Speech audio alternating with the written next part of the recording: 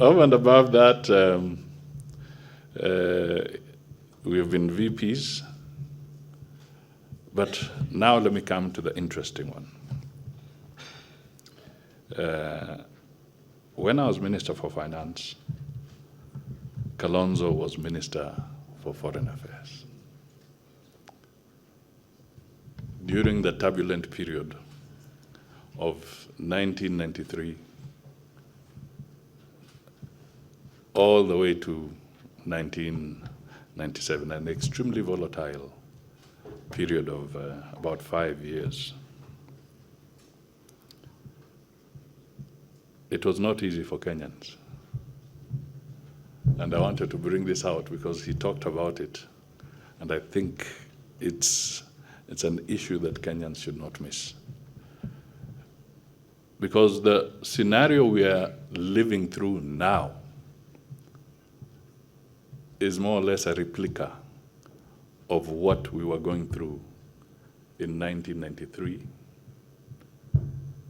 that period. So Kalonzo Musyoka would be on a plane to one part of the globe, both to seek political, financial intervention, and was on a plane to go to the other.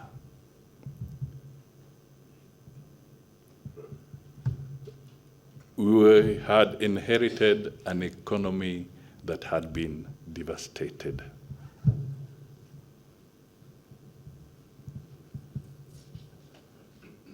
Aid had been terminated. We were in severe debt. Inflation was running high. The shilling was getting a beating the way we are getting now. Prices of commodities were spiraling.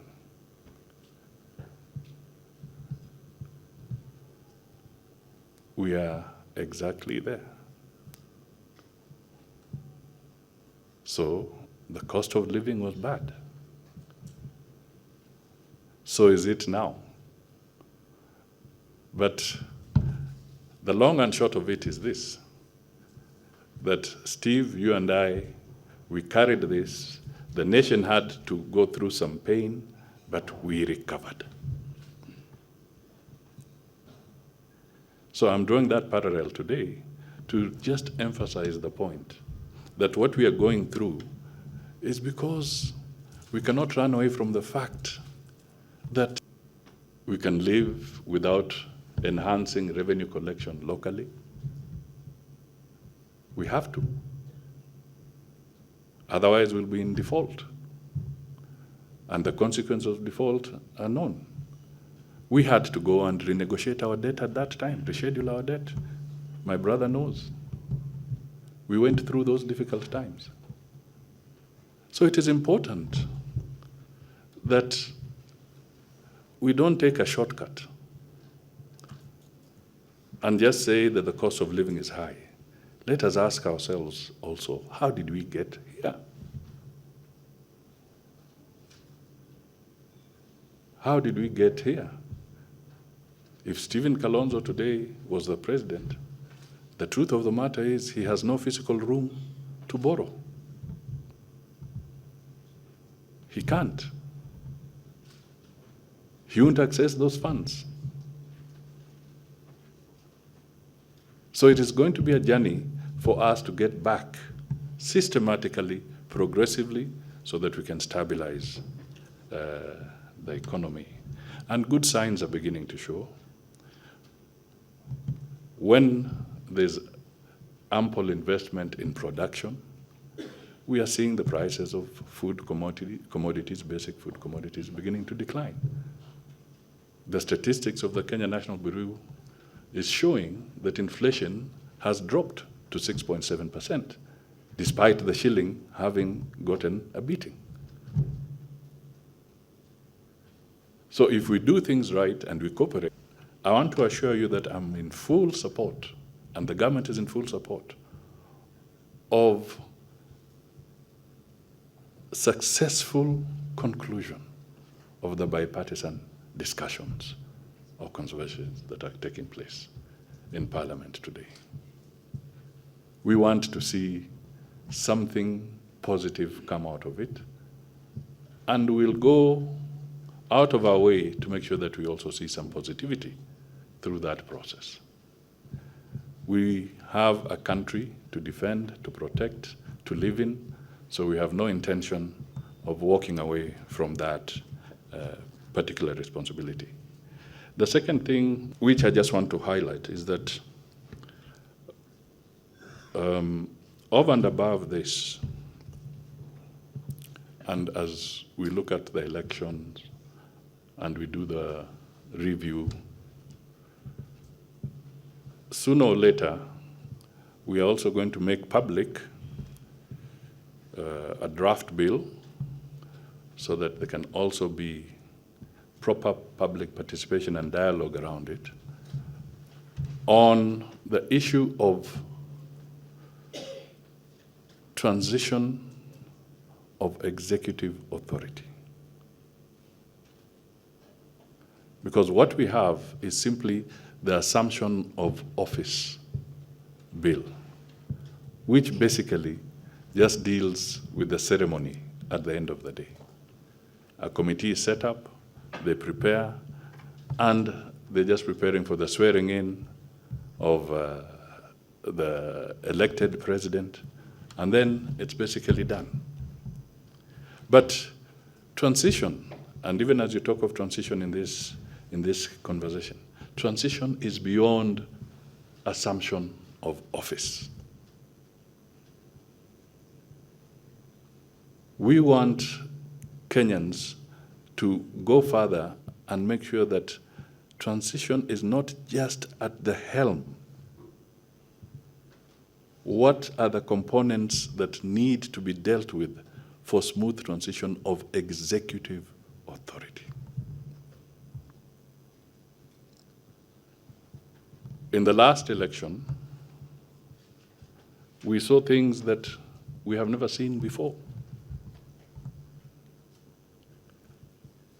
As much as we may raise issues about IEBC, but we also saw things that we never saw before from the political class. We were witnessing things at Bomas that have never been witnessed at all.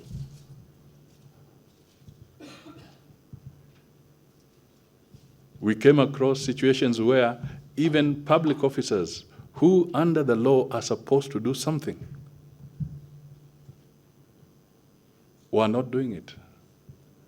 Even a government printer refusing to print, to gazette the results of an election. The IEBC issuing their certificate and expecting the government printer to do what they are supposed to do.